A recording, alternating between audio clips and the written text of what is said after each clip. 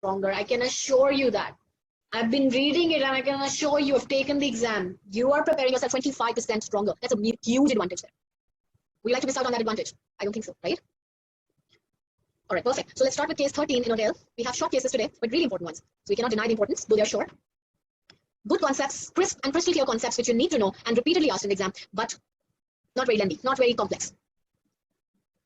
If you understand them, they're the most repeated concepts. They're the most repeatedly asked questions in the exam. You can have an entire SBQ on them. You can have multiple MCQs on them. There is no limit. No limit. This is definitely 13 and 14 are going to be there in the form of SBQs and MCQs. So let's start with a sudden collapse. Sudden collapse is an emergency situation. A 55-year-old male patient suddenly collapses in your general dental practice. What is the cause and what would you do? So the history of the patient is he has attended for a routine dental appointment to receive some simple restorative work under LA. He's a regular attender, but he doesn't like injections. 20 minutes after giving an injection, he becomes anxious, complains of pain in his chest. Extremely important sign here. Breathless, yet another important sign. And when your nurse asks the patient, he is all right, there's no response. So loss of consciousness, pain in chest, breathlessness, loss of consciousness, which was preceded by anxiety. 20 minutes after injection of LA. That shows like a major emergency. We discussed how these keywords are important. Let's stick to them and hold them in your thought. Having checked the medical history before starting treatment, you're aware that he's a well-controlled diabetes. Medical history would be extremely important when you're dealing with medical emergencies. He's overweight, suffers from hypertension, takes beta-enapryl, which is your ACE inhibitor, smokes 20 cigarettes, smoking, and also is alcohol consumer, 30 units of alcohol each week. Hypertension, obesity, diabetes, smoking, alcohol, all are the risk factors for your cardiovascular diseases. What would you do immediately? Check to see whether the patient is conscious, make a determined effort to rouse him by shaking and asking loudly in both ears whether he can hear you. The patient does not respond. What causes of sudden loss of consciousness can be the reason when the patient undergoes this loss of consciousness while having under dental treatment. So the most common causes which are linked with loss of consciousness, and please remember this list is really important. There's not much beyond it, but you have to understand these four. And whenever you have an SBQ which gives you loss of consciousness, you're dealing with something or the other closely related to these. It can either be a vasovagal attack, which is faintness, also known as syncope, or a hypoglycemic episode where there is reduction in the blood sugar levels and usually seen in your insulin-dependent diabetes patient. Cardiac arrest, where there is a cardiovascular event which has further led to complete arrest of heart functioning. The heart has stopped beating. That's cardiac arrest. So not all heart attacks or myocardial infarcts are your cardiac arrest, but yes, myocardial infarct can lead to cardiac arrest. So heart attack, which is your myocardial infarct, is further can lead to cardiac arrest if it is severe. So cardiac arrest may or may not follow a heart attack. But when the cardiac arrest takes place, heart stops beating, there would be lack of consciousness and the breathing will also ultimately be gone. Steroid crisis. So steroid crisis is usually seen and easily identifiable because it's seen with patients on long-term steroid therapy. And that's why easily identified through the drug history. And steroid crisis leads to unconsciousness because it leads to hypovolemia, hypotension. So adrenaline crisis or your steroid crisis is also, adrenal crisis or steroid crisis is also because of hypotension. So circulation collapses. Now, loss of consciousness may also follow several other emergencies, which include respiratory obstruction or respiratory failure, epilepsy, stroke, anaphylactic shock, in which the causes are likely to be evident. So other causes there can be other causes also, like your respiratory obstruction by aspiration of something, respiratory failure, epilepsy, which would be preceded by an epileptic attack, stroke or anaphylactic shock. So anaphylactic shock would have those signs of urticaria, dermatitis, and edema. So it would not be sudden loss of consciousness, but it would be preceded by those dermal signs, urticaria, etc., which we had already previously done. And so there the causes would be most likely evident. You would know that there was something aspirated, or there was an epileptic attack, or it's an anaphylactic cause. So there it would be much more direct. Where the cause may not be immediately known, it would be these. Coming to how many these causes of loss of consciousness be differentiated. So we have to go to table 13.1 and see what are the different signs and symptoms and how you can identify each of them. So first, your syncope, which is the most common cause. So in the exam, if you get asked what's the most common cause of loss of consciousness in a dental setup, then it's your syncope. Is it the most transient? Yes. Is it the least severe of the all? Yes. It is often linked with anxiety. Usually, although not always, some premonitory symptoms of faintness before losing consciousness. There would be cold, clammy skin, some pallor to the skin. There would be initial reduced heart rate, bradycardia, and then because of a vasovagal reflex, it would be followed by a tachycardia and a hypervoluminous pulse. So initially, bradycardia and low blood pressure, and then later, your tachycardia and a full pulse. So rapid recovery on placing supine or slightly head down, and where head is slightly at a lower level than your heart, maximum inclination should be 10 degrees, so it should be placed horizontally. Head should lie somewhere slightly lower than your heart. The next cause would be hypoglycemia, seen in starved patients or with diabetic patients who are taking insulin to control their diabetes. If they miss a dose, or if they overdose or if they miss a meal, that can lead to depletion of the sugar circulating in the blood and can lead to immediate hypoglycemia, lack of glucose to various organs, and then it would lead to immediate loss of consciousness. But recovery would be immediate by administering oral glucose, or if the patient has already lost their consciousness, then without consciousness you cannot administer oral glucose, then you have to give a glucagon intramuscular injection, which will regain the consciousness for 10 to 15 minutes, and then over that period you can give them oral glucose solution again. And steroid crisis in the patients taking long-term steroid therapy, which will lead to adrenal gland suppression, which leads to lack of release of steroid hormones in the body. And that's when the patient is put at a stress situation and the body demands steroids release. Thus, because of the lack of release of steroids, the organs would collapse and there would be hypotension. So in the position of stress, because of lack of adrenal glands performance, their suppression, the circulating steroids, glucocorticoids would be suppressed and would not be able to meet the demands of the body, and there would be hypotension and collapsing of organs, and then immediately also be fatal. Cardiac arrest. There would be no central pulse, heart has arrested, heart has stopped beating, there would be no pulse. It usually would be seen in your cardiovascular patients. There would be history of some cardiovascular disease like angina, some coronary artery obstructions, some stents may be done for them, or more obstruction than some other coronary arteries, hypertension, which can also lead to atherosclerosis, plaques and accumulations within the vital coronary arteries, and other risk factors, which also connect with your cardiovascular conditions. So cardiac arrest would have some history of heart disease, or at least the risk factors present for the heart disease. So these are the signs and symptoms of various. So knowing the history of this patient and the pain in chest kind of sign, what is the most likely cause here and why? So in this case, the cause is very likely to be the cardiac arrest. The symptom of pain in the chest radiating to the neck and arm is characteristic of a myocardial infarction. So most likely this patient suffered a myocardial infarct, which is commonly known as your heart attack.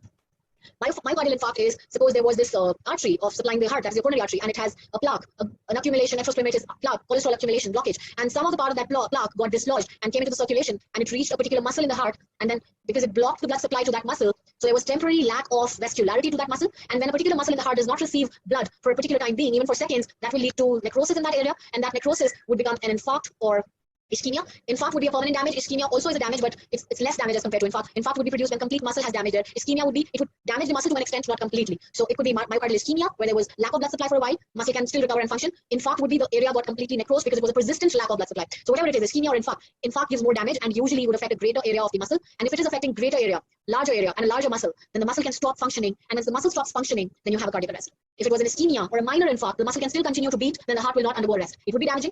You would need to check the patient's coronary arteries and provide stents and give the treatments, etc., and put them on the blood thinners. That all would be required. But not all smaller infarcts and ischemia can still maintain the beating of the heart, would not always lead to arrest. But if it was a larger infarct, then it can also affect a major group of muscle and can lead to sudden stopping of the heart. So does that physiology make sense? How the myocardial infarction, cardiac arrest, etc. set in? So it is the most common cause of your cardiac arrest, your infarcts, especially when they affect the larger part of your muscle, and it is not seen in the other causes of collapse. Diabetes, hypertension, high alcohol, smoking, they all risk to the atherosclerosis arterial disease. That means the plaques would be found and they can lead to dislodgement and they complicate your myocardial infarct. So now does cardiac arrest always follow myocardial infarction? As I just explained, no. Not all myocardial infarction would lead to cardiac arrest. Heart can continue to pump unless a large area of the myocardium or conducting tissue is damaged. Cardiac arrest can also be because of hypoxia or respiratory obstruction. So heart would not only stop because the blood stopped coming to a heart muscle, it can also stop if there was a respiratory obstruction because of any other cause. So if your breathing stopped, then breathing also. So lungs do what? Lungs ultimately are providing to your pulmonary vein, you're receiving the oxygenated blood to your heart. So ultimately, if your respiratory obstruction takes place, then also ultimately the blood to the heart stops and the circulation stops. So there is reduced oxygenated blood flow in the body. So for a while, heart will continue to pump. Whatever less oxygenated blood it would. But the pulmonary vein, so it's basically your 4 major blood vessels. So you get your aorta, which supplies the oxygenated blood to the rest of the body. Then your veins, which get you your impure blood from the body, and then your pulmonary artery and pulmonary veins, which communicate between the heart and the lung to take the impure blood and bring the oxygenated blood. So ultimately, when there is no oxygenated blood coming in through your pulmonary veins, then ultimately aorta would also be not carrying the oxygenated blood. And even your coronary arteries, which supply the heart, also receive the oxygenated blood through the aorta, which also supplies your heart. So heart is also one of the organs supplied by the heart. So ultimately, non-oxygenated blood is reaching the heart. There is hypoxic blood, there is no oxygen, and ultimately that also can lead to your cardiac arrest. So that's how, with respiratory obstruction, also you can get your cardiac arrest. Now, how will you confirm your provisional diagnosis? So for a diagnosis of cardiac arrest, the patient must be unconscious, not breathing, or have abnormal breathing. So if the cardiac arrest is taking place, once the heart stops bleeding, heart stops beating, the patient's circulation will collapse, and once the patient's circulation collapses, the brain will stop getting the blood and oxygen, and there will be loss of consciousness, because consciousness is dictated by the brain. So brain undergoes lack of consciousness, and also the lungs would stop getting, so vital organ of breathing will also stop getting the circulation, so breathing either would be abnormal or absolutely stopped. So these two most vital organs would get affected, and your unconsciousness and effect on breathing should immediately show. So you place a hand on the patient's forehead, and obviously because of the collapsed vasculature, there is no circulation. His skin would feel clammy and cold. Even though it is only half a minute since he has lost consciousness, the patient already starts looking cyanosed because there is no oxygenated blood being circulated. The tissues are also getting depleted of the blood and oxygen, so he starts looking cyanosed and bluish and gray. He's not breathing. What would be the correct protocol for assessing and managing a sudden collapse? So you have to follow the basic life support, and that is yours. CPR, your cardiopulmonary resuscitation. So the steps to follow that would be: check the area for danger to yourself and victim, assess responsiveness by shaking shoulders and shouting, shout for help, open the airway, tilt the head and lift the chin and jaw thrust, by which you're opening the jaw, you're making sure that your airway is open and your tongue is also protruded out and is not blocking your airway. Check the mouth for vomit debris and remove with finger if there is any. Assess the breathing, listen and check for the breathing signs. Take no more than 10 seconds for that. If your breathing is abnormal, then you may have to leave the patient to call the emergency. Perform your 30:2 ratio of pulmonary and cardio resuscitation. That would be 30 chest compressions. That is taking care of your cardiac resuscitation. And that should be about 100 to 120 per minute. Your compression should be 5 to 6 centimeters deep in the middle of your lower half of the sternum location. Then give 2 ventilations after each 30 compressions, and then send for an automated external defibrillator. As per your old TG, your external defibrillator is not required as a mandate in your dental clinic. By that time, you should expect the help has arrived, and external defibrillators could be used in ambulance by the paramedics. So you're not required to even know and learn the advanced life support, although it would be good if you know it, but it's not a mandate. But basic life support is a mandate. And then continue 30:2 compression and ventilation until the help arrives, and or the patient shows your sign of life, or until you're physically exhausted or unable to carry on. At that point, some of your attendants, some of your assistants should take over. So what are basic, immediate, and advanced life support? So basic life support is the diagnosis and immediate management of a cardiac arrest with the use of basic equipment. Dental teams should have immediate access to airway adjuncts like your pocket mask, 2% self-inflating bag valve mask, which avoids the need for mouth-to-mouth ventilation. Then basic life support presents the minimum standard of resuscitation skills that all your dentists, hygienists, and nurses must acquire and maintain on a regular basis. So as per your old TG, all dental staff, be it your clinical or non-clinical staff, be it your receptionist also, they all must be trained with your BLS. So immediate life support includes the recognition of treatment of the patient, and then check for airway, breathing, circulation, disability, or exposure to a fracture or a complex fracture. So there is an exposure, all that must be checked to prevent the cardiac arrest, along with immediate CPR and defibrillation as required. So immediate life support is done before your BLS is required. If you think there is some trauma or some condition in the patient which may lead to cardiac arrest, to prevent that, check the patient's airway, breath, circulation, any disability or any exposure or opening in the body which is leading to lack of blood or loss of blood. So immediate is done before basic life, and then if the patient undergoes cardiac arrest, then you start basic life, and then if you know ALS and you have defibrillators, then you start with ALS, otherwise you wait for the help to arrive, and then the paramedics start ALS. So ALS is concerned with restoration of spontaneous circulation and stabilization. So basically that is also stabilizing the patient, it's bringing the heartbeat back, and it's bringing the breathing back. Both work on the same principles. Ultimate motive is to start the heart pumping and start the breath going. But the techniques are different. So techniques for ALS would include ECG assessment, and then giving shockable or non-shockable rhythms, giving some drugs which can stimulate the heart like your adrenaline, and then treatment of underlying causes, and then post-resuscitation care. So stimulating the patients using your defibrillators, giving the shocks, and then bringing and reviving the patient. So what is the aim of basic life support? Basic life support only works for basic one principle. If your heart is not pumping and if your breaths are not circulating, there is no way that your brain will get your blood. So if your heart is not pumping and if your heart is not beating, then there's no way the blood would be circulated to your brain. Although there is risk of damage to all the organs, but the most important to survive would be the brain. So to prevent irreversible hypoxic damage to the brain, because the brain is the one which suffers that irreversible damage immediately, rest of the organs still maintain that and can survive a little longer. So to protect the brain from an irreversible lack of oxygen damage, lack of oxygen happens because of lack of circulation and breathing. So for that reason, you may continue to give oxygen in the patient. Now, when you give a mouth-to-mouth resuscitation in basic life, you're only giving expired air. So it doesn't have complete oxygen, it only has 10 to 20% of oxygen, but that's fine. It is still got some oxygen which your body doesn't have. So you're giving the patient that expired air which comes with some oxygen. Now that oxygen that you're giving the patient as a ventilation, and you continue to compress, which will manually force the heart and pump it and provide circulation. And then that minimally circulated blood, so 30 to 40% of circulation will work. That will go to the lungs and will carry whatever little oxygen is available. Then we'll carry that oxygenated blood, poorly oxygenated, poorly circulating blood, but whatever it is, you'll make do, and it will reach the brain, and then you'll give some minimally required oxygen to the brain. Did that make sense, imaginary wise? So then your brain continues to get some brain oxygen and prevents the permanent damage. So that's what you're achieving with your CPR, basic life support. Maintain the oxygen, whatever little you can send to the brain. So that can develop within 3 to 4 minutes of an arrest if you do not do that. So BLS aims to delay the rate of deterioration because it will continue to deteriorate because there is not complete oxygen still reaching it. And to delay that deterioration, and you will continue with CPR as long as possible and as your ALS or the help rise. So effective and continuous chest compressions along with early defibrillation, because if you defibrillate it, you can sometimes stimulate the nodes and your conduction nodes of your heart, and it can start and can be revived. So why not dial the emergency as soon as possible? So the most common cause of sudden loss of consciousness is vasovagal attack, as we have discussed this. This also gets asked as a question in the exam, which does not require attendance by the emergency services. That's why the call for help is step 3, and first is to check for the airway and also check the responsiveness of the patient. Then what is the most common cause of failure of difficulty with your BLS? Most common difficulty that you'll face would be airway obstruction in an unconscious patient, and that is caused by relaxed tongue, which tends to fall back. And that's why the method of pulling the tongue forward, like by head tilt or chin lift or jaw thrust, would be helpful. Any blood, vomit, or other foreign materials should also be scooped out. If there's a poorly fitting or broken denture, that also must be removed. So should all the dentures be removed during BLS? Well, only if they're loose or broken. A well-fitting denture usually facilitates a good oral seal during your expired air ventilation. Having dialed emergency, what information should your helper give the operator? So when you dial the emergency, you give your name, address, phone numbers, and that complete information about the patient that you suspect the patient has suffered from a cardiac arrest. Although this sounds simple, hurried calls can omit essential information and the help may not be able to call you back. So is it likely that your patient will recover spontaneously? Well, unfortunately, no. Even with a prompt life support from a specialist team, the chances of survival are 50%. And in this case, the patient, though he recovered from ALS, which was provided by a specialist ambulance team, which arrived in 8 minutes. How long would you continue providing BLS? Until the help rise, or the patient shows sign of life, or you're exhausted? Then how can you increase your chances of providing effective BLS? By regular practicing and taking your certification and tests so that you are efficient at it. Now, the medical legal considerations after providing BLS. Although the priority is to provide efficient life support and immediate care to the unconscious patient, it is also important that you document the events and keep the records. This should include a timeline which details the observations and vital signs, what was the treatment that was provided, and what was the drug if you gave any. Having accurate reports are important because further investigation into such incidences can be carried out. So that's why keeping a good record, keeping and following the timelines, and putting all the information on vital signs and drugs if they were given or whatever treatment was performed should be added, if at all any medical legal proving takes place.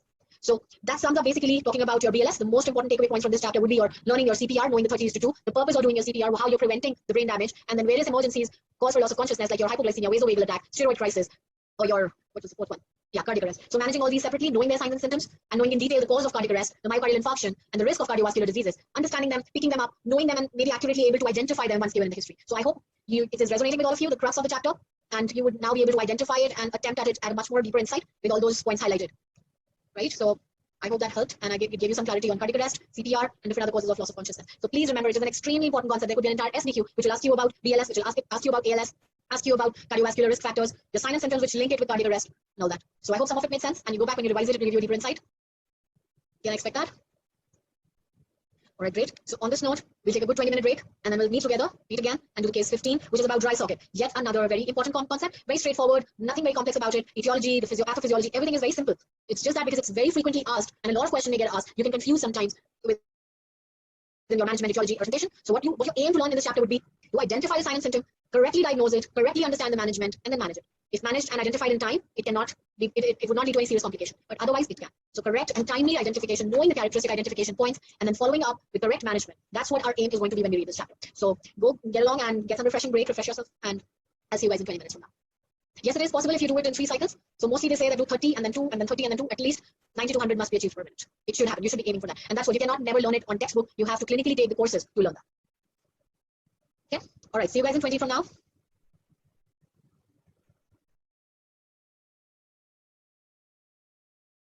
All right. So let's resume. We shall do the case 15 now. Pain after extraction. It is a dry socket case.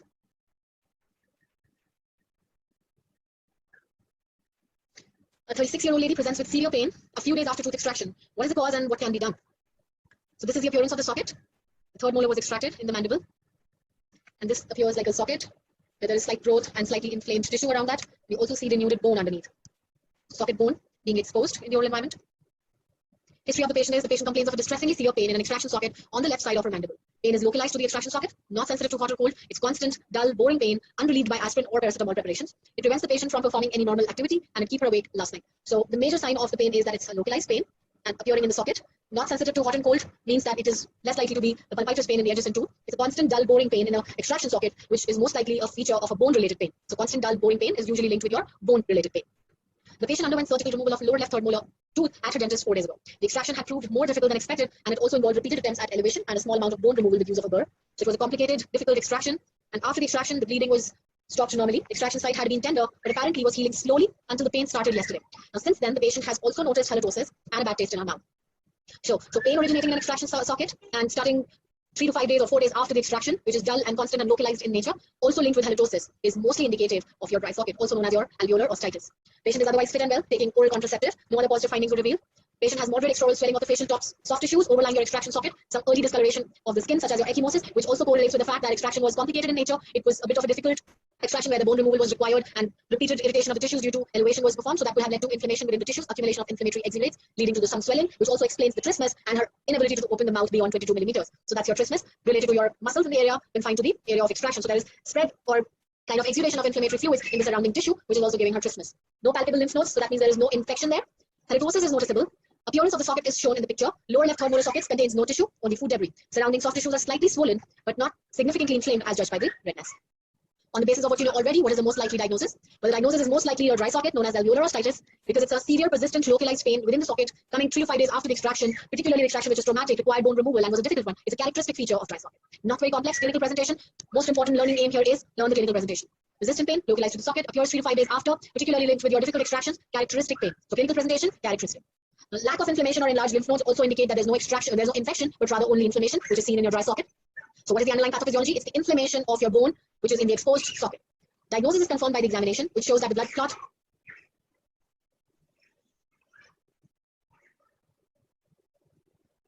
the blood clot has disappeared from the socket because the bone appears denuded, and in severe cases, the bone of the socket can get exposed, bone of the distal lip of the socket can be seen here. So this is the clinical presentation. The etiology is dislodgement of the blood clot, which has initially engaged and seen after the bleeding was stopped, which should form and organize in your socket, which later on grows by granulation of the tissue and fills in the socket with new tissue and bone formation. So if the blood clot gets destabilized or disintegrated or dislodged in the early stages, it can denude the area, and that can lead to delayed healing, and thus giving you an open exposed bone socket, and there is food debris which gets accumulated inside the socket, leading to halitosis. Okay guys, can you hear background noises from my end by any chance? All right, is that my babies? Yes. Let me just handle that. Thank you so much. Please just hold on. I'm really sorry about that. Give me a minute.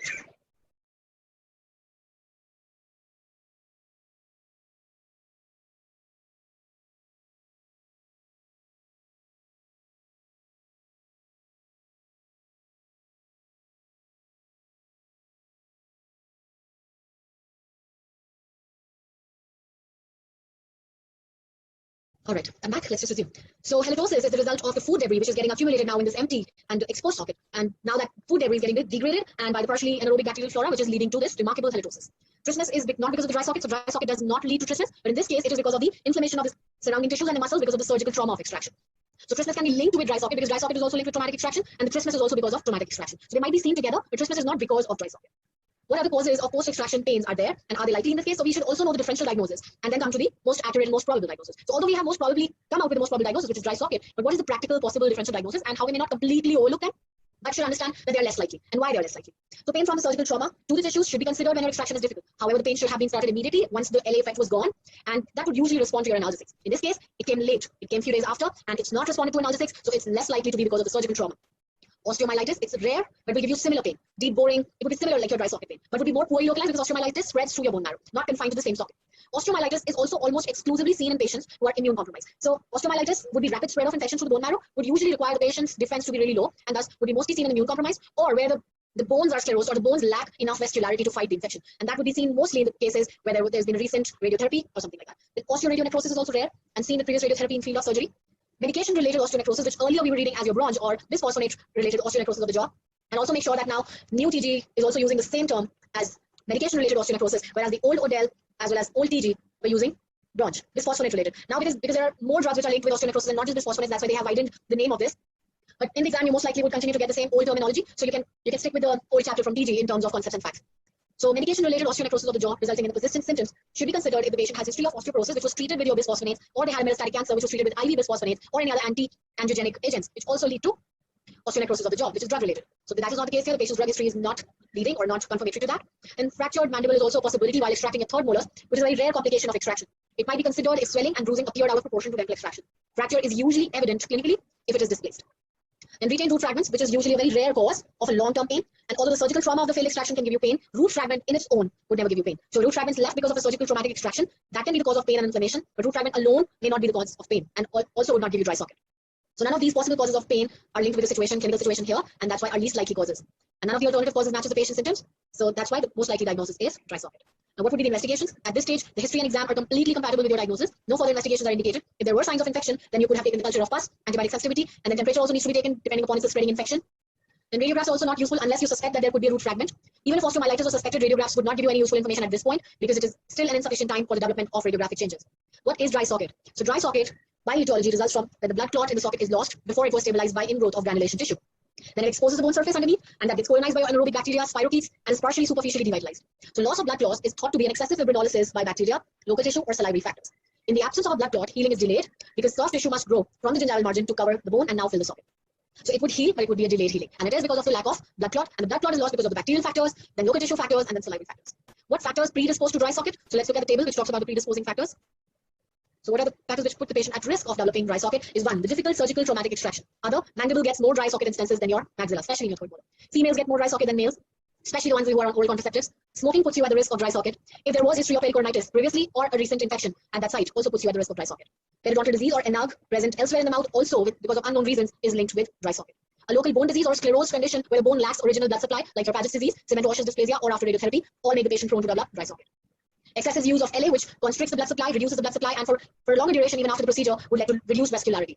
If there is excessive vasoconstrictor in the socket, it can prevent the formation of blood clot. Previously, the patient has had dry socket, or if the patient is young adult or mid-late patient compared to the children and older patients. These all are the risk factors which puts the patient at risk of developing the dry socket. So how would you treat this patient? First, the reassurance is required that although it is an extremely painful condition, it doesn't have any serious consequence, and inform her that the socket will heal normally, but it would be slower than usual. And during the healing period, some treatment will be provided to her, which will help her in relieving the pain. So coming to the management part. Now, you understood the clinical presentation that helped you in diagnosing. Then you understood the pathophysiology, why it was caused, etiology. And now coming, so the risk factors, what put the patient at risk, being female, being middle-aged, and also being on oral contraceptives. Now coming to the management part, you know that it's an exposed bone which lacks blood clot, which requires healing, but it has to rely completely on the epithelialization from the adjacent gingiva. So you have to make sure that you can relieve the pain as long as the healing takes place. So she might have to return for several sessions of treatment where you would be giving some dressings inside the socket. So local treatment is only effective and the most effective measure. Irrigate the socket with warm saline. Place a dressing into the mouth to prevent further impaction of food.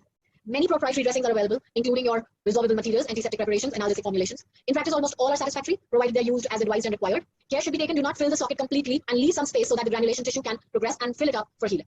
Effective socket cleaning and socket hygiene are more important than the type of dressing used. If the patient comes back every 2 days for retreatment, it is if necessary, and every 2 days if necessary and it's severe, a daily dressing may also be required.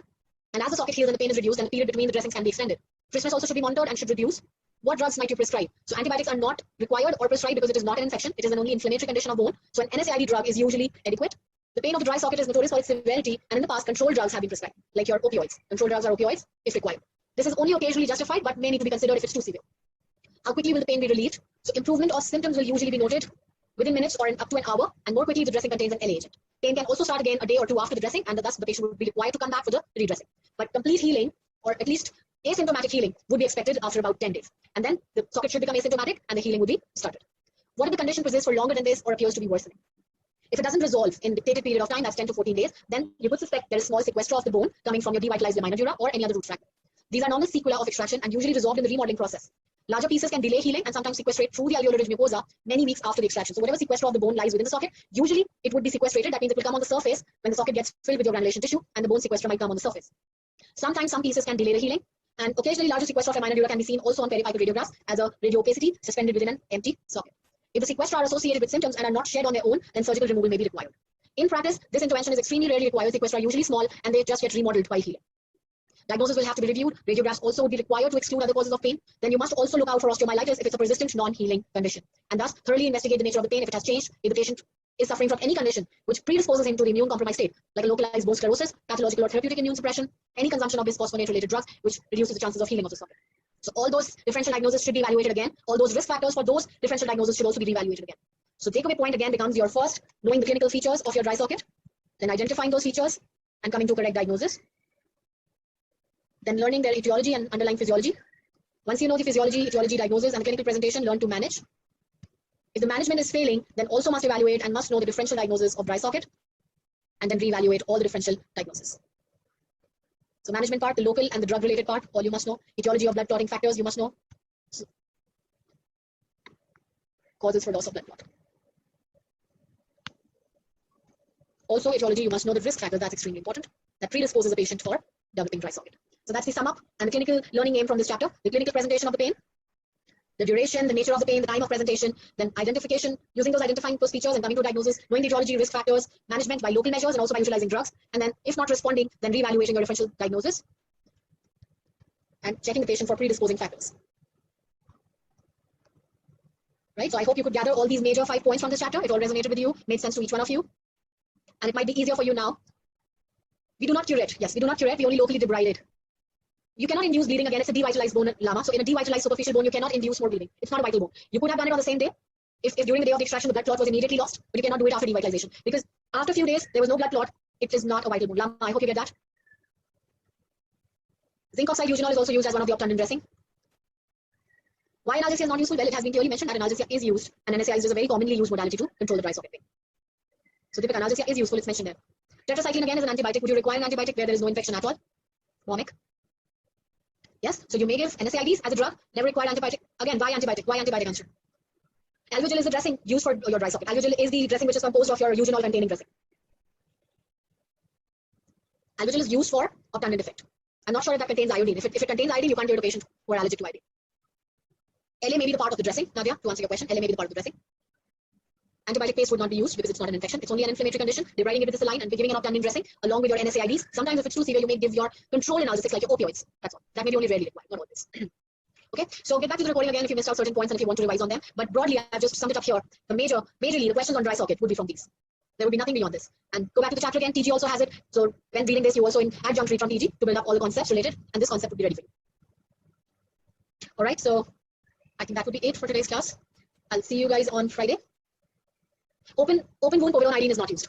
Open wound povidone iodine is not advised in TG. Neither in old, neither in old nor in your TG. Povidone iodine is not advised in your open wounds. Yes, next class Wednesday. Yes, it is not advised. So did the chapter say povidone iodine here? Why povidone iodine? Suddenly, why are we talking about povidone iodine? It's only said warm saline. Nobody mentioned your povidone iodine. Why are we discussing that?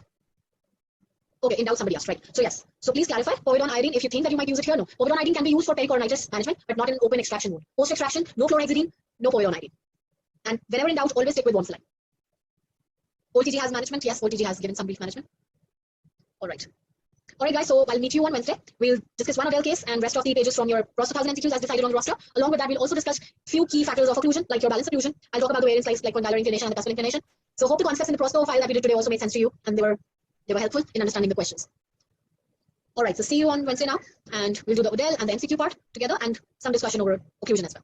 Have a great day, have a great week. We just started with week 4. Even if you have backlog, please continue to maintain a list. Please believe the process. Initially, backlog does accumulate for everyone. You can ask March guys, everyone suffers this backlog, but by the 4th or 8th week, by the end of 6th, 7th, 8th week, you can get over with your backlogs. So it has happened with every batch. People start with backlogs, gradually they get over it. So do not obsess over your backlogs, just continue persisting. This is the time. First 4-5 weeks is all about maintaining a momentum. Yeah, what about Jahangiri? Can you please frame a question? I'll talk about it for sure. Can you frame a particular question? What about Jahangiri you want to know? Jahangiri is extremely important if that's what you want to know. It is extremely important. Sometimes, can you please type it in? Okay. You can unmute yourself now. Aditi. Yeah. I know the books which you are telling us are important. I just want to know because if there are 9 cases, 10 cases, and it's very boring, to read on those. So I just want to know. I just want to know that what is the concept behind Jahangiri? What it will give us? What in your concept? Okay. So what will you learn from your Jahangiri? Let me just tell you how it will help you. First of all, Aditi, are you also reading the theory part? Yes, I'm reading what you are suggesting. No, you only have to do questions. You only have to do question part. You don't have to read theory from Jahangiri. Okay. I'm reading theory part also. No, don't read it. Then it will be like the most. Really, I have actually announced it in the orientation also. You only have to do questions. I don't do that. Okay. I'm sorry if it was not put across, but please, it's for everyone. You can even tell it on your discussion group because a lot of people have left. Nobody is supposed to read the theory part from Jahangiri. Only do questions because ADC lifts direct questions there. Direct questions from Jahangiri have been lifted already, and it gives you beautiful concepts over your porcelain, implants, your multidisciplinary management of prosthodontic cases. So please make sure you're doing all the 37 cases. Just look at it like that. It's 10 cases, 10 questions per case maximum, right? Okay. Then it can be done. Then you just look at it as an MCQ. Yeah. See, sometimes you might feel that you don't understand the concept. Sometimes you will feel that, yes, sometimes you will not understand the concept and you may want to look back at the theory. But what you can do is even then send me that question if you don't get the concept and we'll discuss it out instead of you reading that boring theory. Because I understand Jahangiri theory is not the best way to put the prosto theory. Yeah, that's what I was asking. I was very much. I got a fear. Yeah, please. Okay. Thank you. Dr. Jigyasa? Yes, it is not advised, Nini, but I agree if you read it, it might be helpful, but I don't advise doing that. I mean, I don't recommend doing that. It would be an extra job. If you want to do it, you're more than welcome to do anything extra, but I would not recommend doing it. I mean, doing the questions alone is so much information that doing its theory part is just extra to that. That's all. All the questions are not from the theory part also. It doesn't help. Yes, exactly. It's not really related also. So one really important question from my side. I hope all the answers are correct. The Jahangiri answers. Any doubts about that? Well, we initially thought that there are some wrong answers, but then when we looked at the references and everything, there is one wrong answer, which I really know of, is that implant position, right? What it gets affected with, the success rate of implant. So the location, the force and everything, and the option given is only one of those options, but there's an option all of the above. And if you check the references that Jahangiri has given, then those references confirm that all of the factors are affecting. But they've only given the wrong one. So that's the only one question which I'm really sure about because I've cross-checked all the references provided by Jahangiri.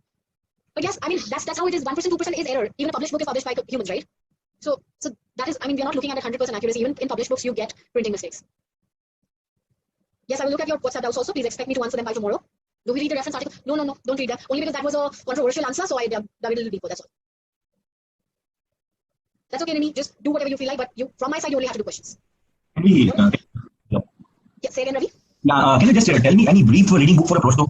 I gave you the problem-solving book, right? It's the most amazing book and it has the most relevant concepts which are asked in the exam. Most relevant and most closely linked concepts. Okay. If I go a little bit theory part regarding that crown and bridges and all that thing, absolutely find it there. Absolutely, you'll find it there, and only clinically relevant information which gets asked in the exam. Not your crown and bridge like your Schillingberg and your prosto textbooks, which talk about all the theory part, right? They're only asking you the clinically relevant information which you'll find in problem-solving of prosto. Okay, that's good. Thank you. Yes, there are a few pages missing, but that's the kind of version only available on the internet. So I also have the same one. I don't have any other version, unfortunately. All right, so I hope, guys, the TG confusion is clear, and I'll still continue to make questions on the new TG. And do you really want me to put those questions after week 10 as a quiz? Do you want to take those? At least some of you? Even if few of you want to take it, I'll still post the quizzes. And if you're totally want to do old TG, don't want to do new TG, absolutely okay with me. It's my personal advice. If I was at your place taking the exam with you guys in this given situation, I would have gone that extra mile. Because the number of people taking the exam is also increasing. It can increase the competition. It can put the load on the exam, right? It can put the load on the competition. It can tip the scales. So I would have done both. I would have done both the editions. So I'm still continuing to make the quiz, which I should get it done in the next 15 days. I'm halfway through. So I will still post it. Even if few of you want to take it, I would be really happy. Okay? These changes are confirmed, are tentative or it's confirmed now? Still tentative? You mean the March and September happening together? Yeah. See, they're not now publicizing anything because they know that every time they announce something, they have to change it, right? So, but I've seen the screenshots of the emails that students have gotten. They've clearly written until we announce on the group, until we announce on the website, you stick with the version 2. So we are reading new TG because not that they might use it. They're only reading it because we will use it. It is giving us an exam-related knowledge. That's all. No, I'm asking about exam, both batches together. Exam happening, it's most likely because I spoke to one of the people and they are closely linked with the university, also in the ADC department, and this is what most likely now they are planning given the considerations. So what might be happening in the world because of that? Because obviously they also now they have double the load of students taking the exam. So either it will not happen at all, or March and September will happen in September. That's the only two most likely scenario. For those who have not accepted initial assessment, they can't give it. For September, it will only open for those who have their assessment done. They will only open the applications. So those who have not gotten their assessment done may be looking at March 21. Ashok, as I promised you, after a month, I might be able to produce a file for the differences. Only after a month. I don't want to promise you something that I'll create this over a week or over a few days because I don't want to overpromise and then underdeliver. I want to give you the best compilation of the differences in the most sorted form. So, but I need time for that. I need to first finish what I've taken in my hands, create content and create questions for the new TG. And once I'm done with that, then I will review and compare both of them. And then yes, after a month only I will be able to provide you. Initial assessment not done is most likely putting you at the next month, next year, March 21. Most likely. We'll see it as it goes. Please don't take anything that I'm also saying by word because ADC also says something and then says that it can change. Everything is changing. See, everything is changing. They also don't know what they're doing and how the world might function. Vaccine comes, it would be a different situation. Vaccine doesn't come, the world still would be a highly scared place, right? So we don't know what we're looking at in the next 6 months. Nobody knows. If the vaccine comes, things might immediately go back to normal. So we just have to wait out. That's what we are in, and let's do the best that we can. Yeah, but ADC also not working. It's not that they don't want to. It's practically not possible to handle so much of work from distance for even these organizations. Everybody's working from distance. Everybody's working from home. So practically, organizations are also used to having the staff present there. So now every system, every organization is, functioning at a very chaotic and a slowed space. So we should be grateful for whatever is working, right? And let's take it one day at a time. Let's hope for a vaccine soon. Dr. Yes, I just want to ask for one question. That what is the difference between a ADC written exam and Canadian written exam? What is the difference? Yeah, the basic difference because we are doing a practice. So what is the difference between Canadian exam and Australian written exam? See, in a lot of ways, the both exams are very same because ADC also requires that you read the Australian content, Australian guidelines, and Australian values and facts and concepts when you're answering the questions. And Canadian exams also same. You are supposed to read the Canadian articles, Canadian guidelines to follow those difficult situations, controversial situations. So for your 30% of the exam, ADC wants your own content, read Australian content. Canada, for the 30 to 40% of the exam, wants you to read Canadian content. And then 70% both have same. That's basic science or dentistry. That remains constant throughout the globe, right? You can't change the basic concept of round to root ratio, your plaque behavior, your calculus behavior, periodontitis. Basic doesn't change. But what changes is based on the race, changes is based on the culture, changes based on the sentiments of the people, the management changes, the guidelines changes. So those cultural differences differs the 30 to 40% of infection control, therapeutics, how people take to certain drugs, how people are open to certain drugs. Those things are different in these two nations, right? So I would say if you're preparing for one exam, you're preparing 70% for the other. And rest 30% is unique to both of the each exam, and that you have to read from their resources, their governance, and their guidelines, their regulatories. If that answers your question, I mean. Okay. Yeah. If you want more information, you can maybe just message me. We'll talk about it. Yeah. All right, so let's hang up, guys. I'm ending this meeting now, and see you on Wednesday. Hope you powerfully, happily, with passion, get on with your TG, whatever old new you want to do. March, guys, please get on to new if you feel passionate and driven enough. And the September, guys, you have to do old for sure. If you want to hang on to new, continue to hang on, do both. But old is the mandatory one. So it is irrespective of March or September. Old is the primary. The new, if you do, is going to give you 25% of your edge on your competition. That's for you to take it. Okay. So what's the pdfdrive.com about, Akash? Yeah, it's a site to download free download of books. I've downloaded many books. So somebody was asking for Barnet. Maybe if we get there, we can download it. Okay, Yeah, thank you. Yeah. All right, guys, see you. Bye. Good night. Good night. Yeah. Good night.